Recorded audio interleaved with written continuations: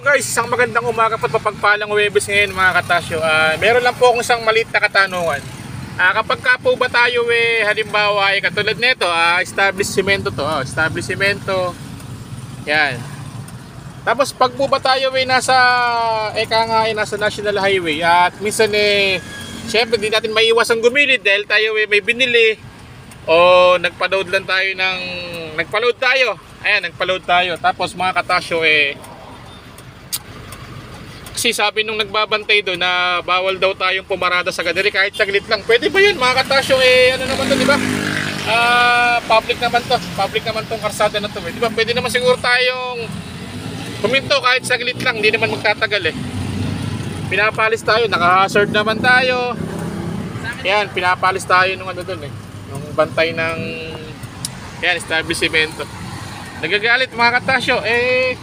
Umalis na rin tayo para walang problema. Pero pagka naman siguro hindi naman tayo araw-araw pumaparada dito kaya lang tayo pumarada kasi nga nagpa-load tayo at walang paparkingan doon sa may bandarong, kaya medyo manap tayo na medyo maluwag-luwag. Pero maandar yung truck natin mga katasyo. Ayan, ano po bang inyong masasabi? Talaga po bang bawal o pwede naman kahit saglit lang? Talaga nga naman kapwa mo Pilipino, makakagalit mo. Hindi natin pinatulan mga katasyo para di na humaba. Ayan, pasensyoso naman kasi tayo. Pero siguro, pagkaganda rin, pwede naman siguro tayo kahit saglit lang umi-standby. Ayan. Hindi naman pala umi-standby, nagpa-load lang tayo. Nagpa-load. Yo guys, sa ating helper. Gandang umaga po.